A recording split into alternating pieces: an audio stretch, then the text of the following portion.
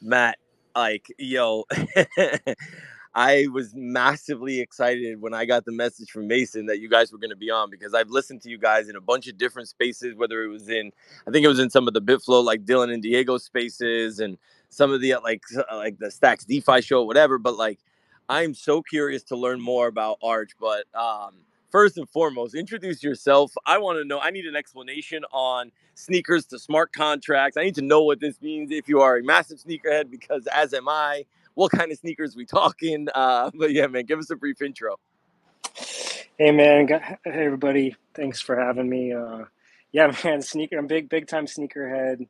Had a couple stores during the whole free money from the government phase when everyone was running around buying a ton of sneakers. So it was a good business to be in. I had like a team of botters that were always just kind of slamming those retail drops online with hundreds and hundreds of different credit cards, and it was a fun couple of years, but yeah, got some pretty interesting ones. And if you ever see me at a conference, I'm probably wearing some type of pair of sneakers. So,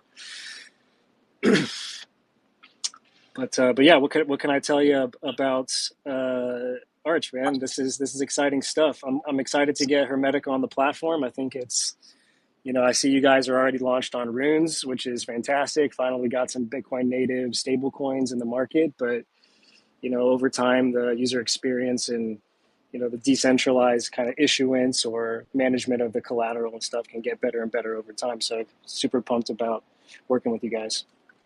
Love this, man. Tell us in plain English, right? Because I mean, I only got Junior to do so much on the intro, but a lot of people really have a hard time understanding, myself included, right? And I'm a student of this game. A lot of times shit gets really confusing. And I remember listening to you in a few other spaces and it was like, well, how do you classify yourselves? It's like, well, we're not a Bitcoin L2 and we're not this. So like, what are you guys? And give us like the most simplified, like layman's terms explanation, like if you don't mind. Yeah, I'll do my best. So basically, it is kind of challenging, especially when you have a lot of different meta protocols, layer twos, and also varying trust assumptions that all kind of tout similar messaging. So for the retail user out there, it's very difficult to kind of understand what's actually going on behind the scenes. But simply put, Arch is a bridgeless execution platform that unlocks Turing complete smart contracts directly on the base layer. And what Turing complete ultimately means is it has the ability to do both state changes and asset transfers. And we take that for granted on other more programmable chains like Ethereum and Solana because you have fungible tokens that basically are smart contracts. So they play by certain rules and are managed by the native VM. But we, of course, don't have this expressive language on Bitcoin. We don't have a native VM.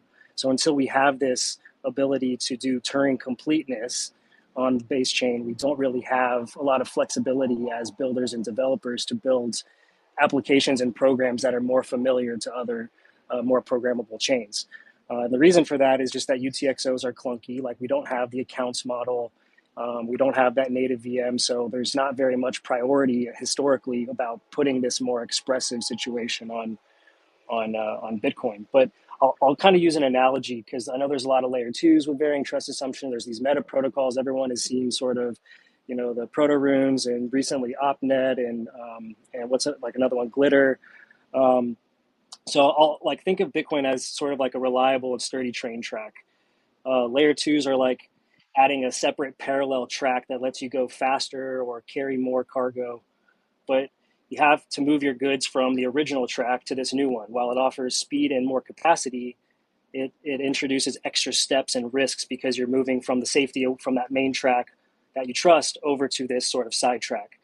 And meta protocols on the other hand are like building small little side tracks or extensions that can help with specific tasks like maybe loading and unloading cargo, and they stay connected to the main track, but they can only handle certain functions and don't let you do the full control or move everything away from that you can do on a completely separate track. So they're much more limited in scope, and they can't do the heavy lifting that the main track can or that the new track could possibly handle. So where Arch is different is it's because it upgrades that original track, the Bitcoin part itself, by bringing sort of these core infrastructural elements, allowing for all the speed and capacity and the advanced functions that we need for Turing complete smart contracts without moving away from that trusted track, which is Bitcoin. So the very first step when it comes to a layer two or a meta protocol is you have to bridge or you have to wrap your assets into this new standard or this new chain. And that's not the case with Arch. With Arch, there are different types of users. You have makers and takers, like in a DEX, right? Makers are people that deposit liquidity to the pool, and takers are the ones that basically just transact and trade against or swap against that liquidity. So in the case of Arch, if you're the maker, of course, you have to send those funds to a pool somewhere. Those are these multi-sigs that we built on these threshold signature schemes, which basically means that they have the authority to sign on behalf of the user in the event that they reach this consensus, this majority of N, and the N being the total number of nodes that are in the validator network that are doing proof of stake.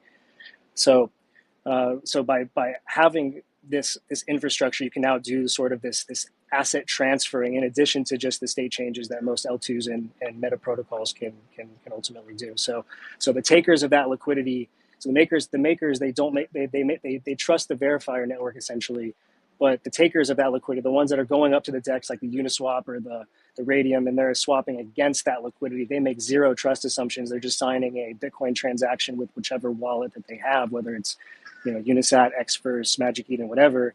They don't need to bridge or do anything, trust anybody.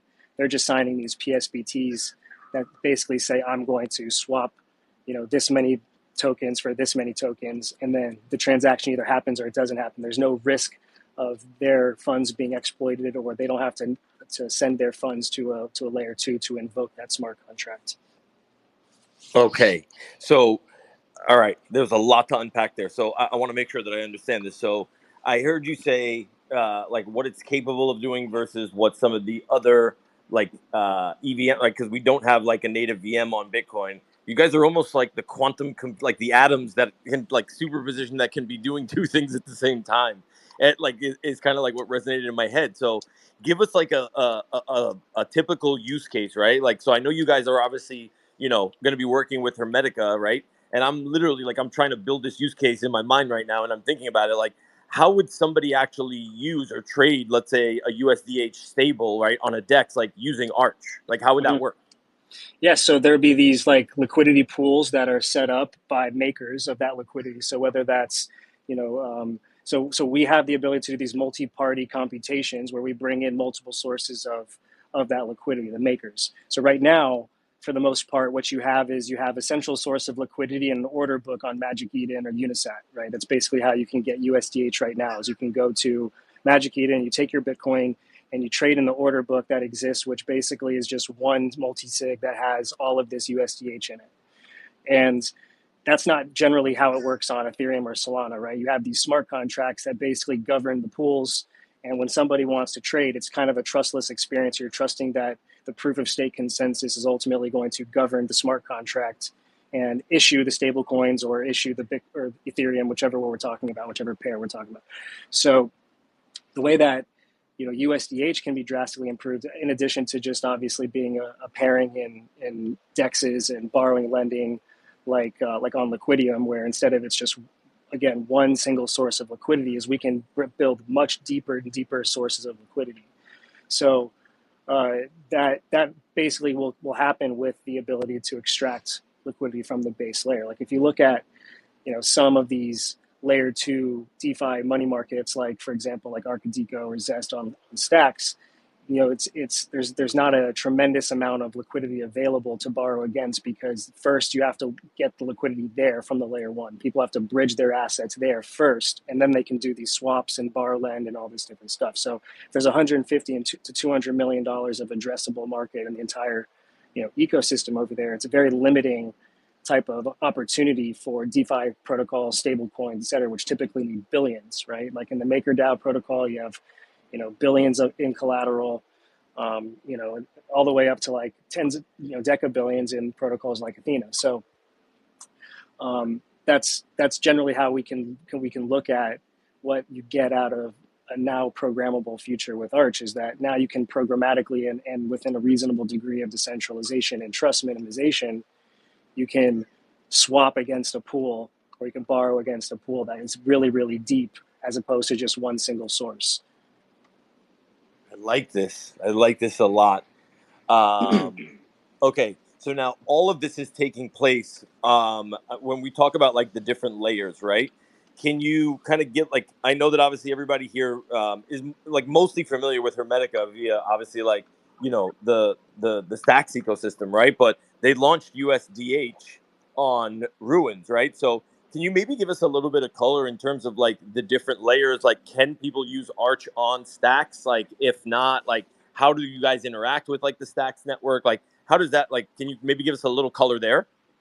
Yeah, it's I think it's like more actually in reverse, as like other layer twos and other meta protocols can certainly subscribe to the Arch interoperability that ultimately will happen by default as the more and more assets get utilized within the Arch network. And going back to that sort of train track example, so like even though Arch enhances that main track, it doesn't mean that those parallel tracks or side extensions, being the layer twos and meta protocols, become obsolete.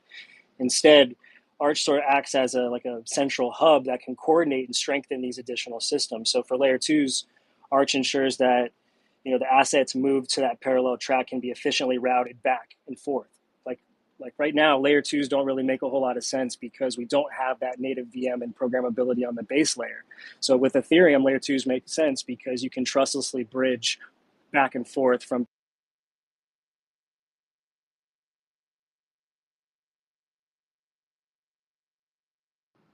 Shoot, I lost Matt. Is that me, guys? Maybe you had a phone call.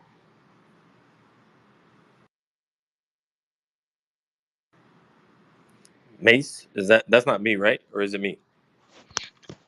Yeah, I can't hear Matt either. It looks like he might be got a call or something. Okay. This is crazy stuff, dude.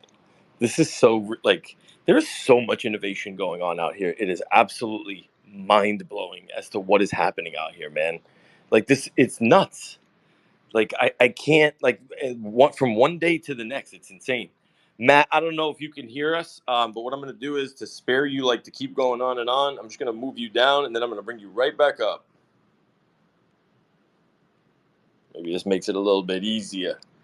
Oh, all right. He left the space. Hopefully he comes right back, and then I can just bring him right back up. But yeah, for those of y'all that have any questions, like if this is still too tough to understand, I want you guys to please like leave it in the comments. I'll try and simplify as best I can, or have Matt, simplify this as best I can. But this is really interesting stuff because, like, like I mean, when you really think about like USDH and kind of what you guys are doing at Hermetica Mason and how you would use this on this platform, right? Like you really you reduce your risk like a lot. Um, just like from the Bitcoin volatility side, right? So if you're gonna like provide liquidity somewhere, like you convert the Bitcoin into this USDH, and then you're free to move in and out of trades like pretty damn like quickly, which is freaking amazing with a lot of reduced risk. So yeah, like I have so many more questions, man. Mike, what are you thinking about this so far? Like, are you listening to this? Like, are you as like kind of holy shit? Like, this is actually pretty damn cool. Like, as to what Arch is actually building. Mike's like, I'm out. Yeah. Okay. Ad lib. Here we go. We'll figure it out. I don't know if it's me. I hope it's not me. I think you guys can hear me. But I'll give you guys Dave, like a Dave, yeah. this is Brian Hey, behind the Brian. account. I can hear you just fine. I just wanted to Okay, jump good. up while you were waiting on Matt. I'm not sure. He might have had some, connection issues. I'm sure. Okay. I appreciate it, Brian, man. Thank you. I thought he was behind that account. I just thought he brought that up there. My fault. I would have introduced you, man. It's fine. uh, Yeah. Good stuff. Yeah. Oh, this I love what you guys are building. I mean, are you Brian? You want to introduce yourself? I mean, we don't got to kind of get into anything if you're not comfortable with, but if you want to, I don't know if you want to introduce yourself No, to. Um, yeah, so usually I'm running the social media account and do a lot of the content management behind the scenes and stuff like that. A lot of community things. We launched our Discord community and been ramping things up with testnet and getting the community involved with all the on-chain testing as different projects are starting to launch into that environment. So I've been involved with a lot of the planning and rollout of that type of stuff to do with content, community, and that whole front. Yeah. Awesome, man. Well, it's good to have you, brother. It is very good to have you here. I appreciate it. I'm really geeking out on like everything that Matt is saying.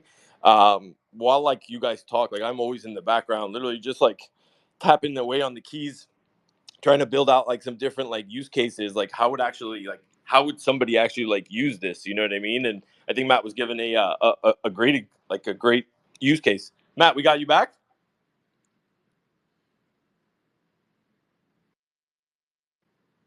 Matt, we got you back. I think he was in the elevator. Matt, we got you back. Yep, made it back. Sorry, guys. You're good, bro. You're good. You're good. You're good. You're Yeah, not on the. phone rugged me, Oh, okay. I was gonna say and you're I not on tried the. doing it with the laptop, but that's not working. Don't do it. Don't do it. The laptop is the worst thing you could do, bro. Trust me, the absolute worst. But yeah, I don't know where it was that we got cut, but I was literally just on GPT, just being like, all right, guys, all right, Junie, create me some use cases and tell me exactly like how people would do this. But um, people are done hearing me rant, but let's maybe shift a little bit. Maybe tell me a little bit about Bitcoin Nashville. How was it for you guys? Like, what's new on the horizon for you? What do we have to look forward to? Partnerships and everything else. Yeah, Bitcoin Nashville was obviously extremely inspiring. There's lots of, builders coming around, building their or bringing their projects to market. Finally, they probably raised a little bit of venture. Or they self-funded themselves and just been building via hackathons over the last 6 months, cohort members from the Bitcoin Startup Lab. It's good to see, graduates who are all raising money right now. So it was pretty big. Like that's the only word I could really describe. It's just big. You had mining companies who were spent a ton of money activating and doing their setups. You had so many different side events. I think that was the first sort of Bitcoin focused event in a long time that I think it was just like, all eyes on Bitcoin as opposed to these other places where Bitcoin is sort of, shined through a little bit. Like I remember ETH Denver back in like February, March. You wouldn't really suspect a lot of Bitcoin side events, but there were plenty. ETH Denver, ETH CC in Belgium. There's been Bitcoin events at literally every single stop along the way, and finally we have one that's just pure Bitcoin. So it was a lot of fun. Oh man, I love it. I'm so pissed that I wasn't able to go. But I'm going to Token 2049. Are you guys heading to Singapore or maybe Korea or one of them? Yep, yeah, we'll be at both Korea Blockchain Week and also we'll be in Singapore. We're actually trying to also because there's like a week in between the two. Instead of just coming back to the States and doing another 15-hour flight back to Singapore, we're trying to organize a little retreat in Bali. So if you or the team want to come out, come out, come out. It's only like a couple-hour flight from Singapore, so we'll be nice and rested for a busy week in Singapore for Token and for Breakpoint and also Formula One. I think is that same week too. So it's going to be a good time. Oh hell yeah! I'm trying to. So I'm definitely going. Like me and Staxy are definitely going to Token 2049 in Singapore. I'm trying to get these Hermetica guys to give us the green light so that we can rock some Hermetica gear. You know what I mean? Hell yeah. But yeah, man. So tell me, like what else is cooking? Like, I want to get into maybe like if you wanted to get into some of the details, but I don't want to go too much into the weeds because I feel like we lose people when we get too much into the weeds. But like, what else do we know? Like, who else? What other protocols are you working with? How are you working with them? And like, well, I guess what's the message that you guys are putting out right now? Like, what's the main priority for Arch? Like right now, we just literally launched our testnet. It's technically public. We have RPC endpoints that developers can start tapping into so they can deploy smart contracts and start building programs. We haven't really announced the big, public announcement about the testnet, which is going to be, these crazy incentives, these bounties and airdrops that we're not just giving to the users, like this whole blast model with the airdrop, but also we're going to be giving to the developers because the real theme in our version of success at Arch is making sure that we have lots of really successful developers, like the Solana ecosystem, for example. You have lots of really happy campers in that ecosystem right now. Why? Because everybody's been making money, whether you're a user, whether you're a developer, whether you're a validator, everybody's a happy camper in Solana right now. So we're trying to replicate a lot of those vibes by making sure everyone has a lot of money, a lot of resources and support. So in addition to the airdrop and grants that will be given out to developers who onboard into the testnet and transition into mainnet successfully, is we'll also have do things like this where we support the projects to help, bring our community into other projects, whether it's a DEX or a stable coin, and bring that adoption, because we're not only going to have incentives for the users, but we're going to have a pretty big community that want to support, and help grow and accelerate the growth of the ecosystem. So right now we have about 30,000 people in the Discord. We just launched it last week, and that thing's growing like crazy. And I'd imagine once we come out with the news about the incentives, that'll continue to grow. So these are all users that we can, bring into the Hermetica world, offer that delta neutral yield. These are important pieces to DeFi, right? Because stablecoins ultimately offer the ability to move, like your trade that moves from one volatile asset class. You don't typically want to book your profits into another one, kind of like want to finalize that trade and book the profits in a stable and kind of know what you made. So that's a critical element in DeFi that we've seen this play out on Ethereum, starting with DAI, ranging all the way to now this Athena and everything else. So it's a critical component to DeFi. And we at Arch we look at these pillars like DEXs and Borrowland and stablecoins as the critical pieces that we can't really do much on Bitcoin DeFi until you have those main pieces, and then we can start getting more creative with prediction markets and degen games and pump.fun and all that stuff. No, keep the pumped out fun away for now, please. No cesspool over here. I don't want it. I don't want it.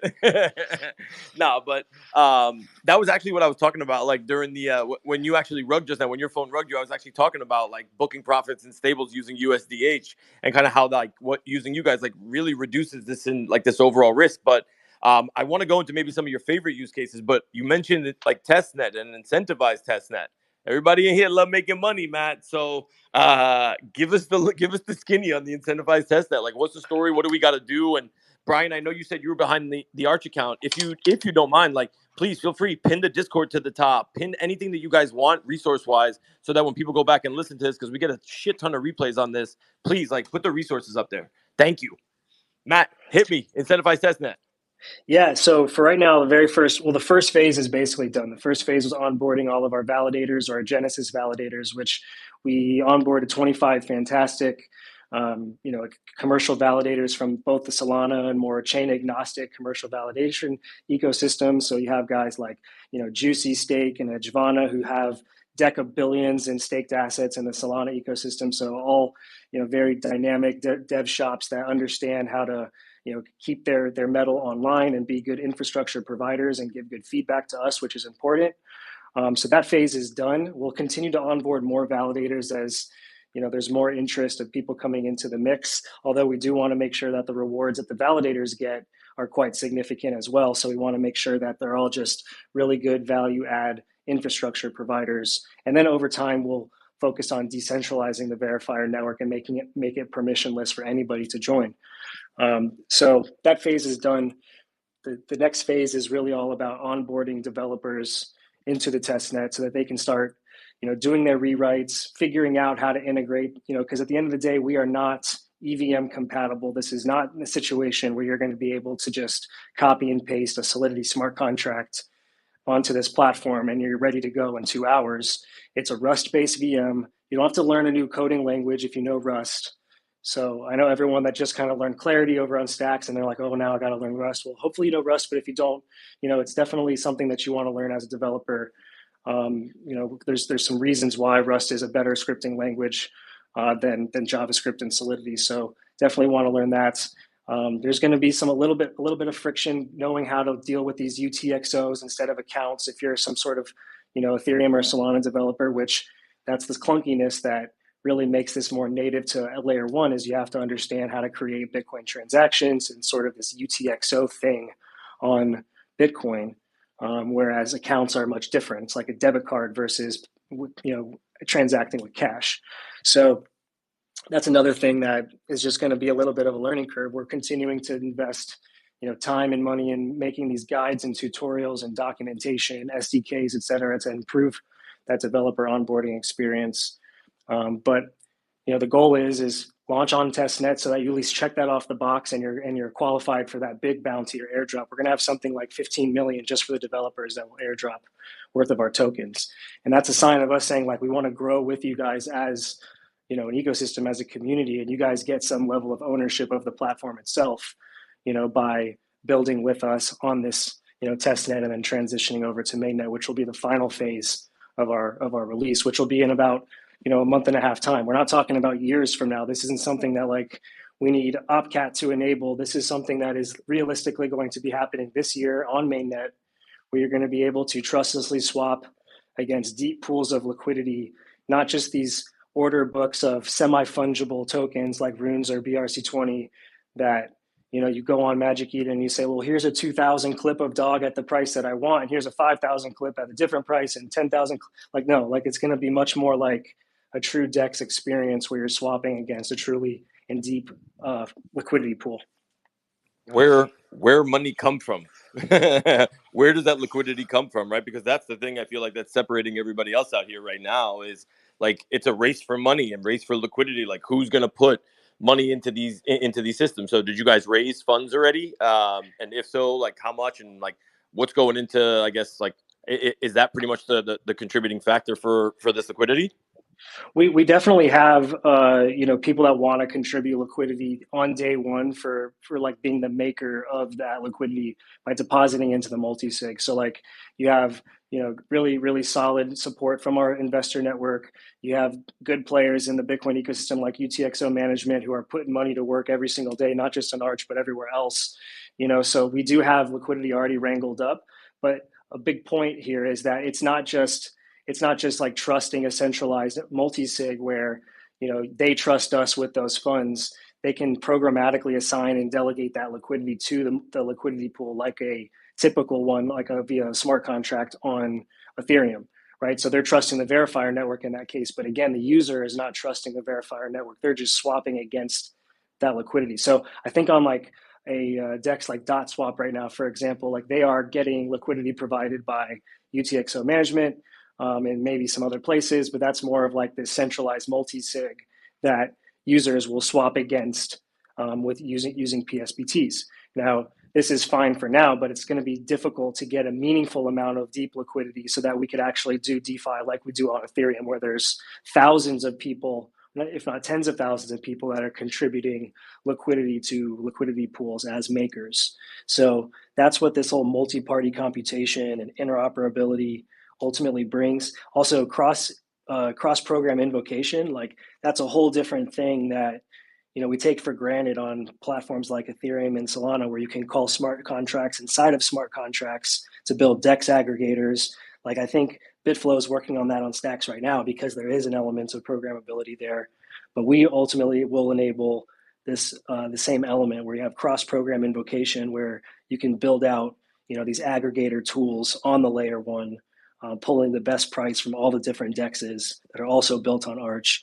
So it'll make for a much more developed and mature DeFi ecosystem once it's fully evolved. But for right now, it's just we got to take it step by step. We got to get the developers on. We got to make sure that they're, you know, supported with users to battle test their products so that they can do their rewrites. And then by the time we move to mainnet, everyone's ready. Let's go. Sounds like you guys got a million and one things cooking, bro. Which is incredible. Like I love it. I see my guy Jake down there. Jake, I shot your mic if you want to come up. Gloat a little bit. I see Bell's Coin is doing some numbers today, boy. Shout out to Tommy. Tommy, I see you down there. What up, Ms. Gex? But yeah, tell us what about the schmoes like me, Matt? Like the guys that are non-devs. Like, how do I take part in this? Like, I want to make money. Like, what do I do? Well, you'll be able to participate in DeFi for sure. Like you can now, if you're a good trader, you can do swapping and perp decks and different things on the Arch network that ultimately launch when they launch. If also you kind of have like an eye for these like kind of drag and drop builders, you got Chris from No Code Clarity, who's going to have a bunch of no code tools for building, you know, these websites and MVP products that can utilize some of these smart contract SDKs that we'll have integrated with him. So there's going to be lots of different ways that you can build stuff that, you know, doesn't necessarily require, you know, total Bitcoin developer knowledge. That's the main takeaway. But, you know, I think it's just an exciting time so that now we can finally have some degen stuff on Bitcoin where people actually can interact with these games or or DeFi protocols. Like, give me an ohm, give me a, something from the 2020 DeFi cycle on Bitcoin, and I'm gonna be a happy camper. Nice. All right, yeah, guys, check out the link at the top. Obviously, get in the Arch Network Discord.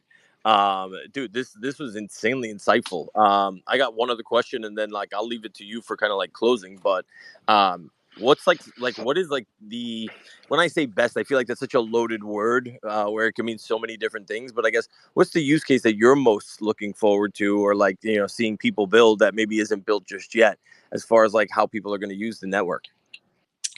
Yeah, I mean, like, I think Dex is certainly that's an area where our technology shines, where you can kind of bob and weave between various trust assumptions, and depending where you are on the risk spectrum, if you're someone that just wants to self custody your assets and not ever engage in any trust assumptions, you can have that on Arch.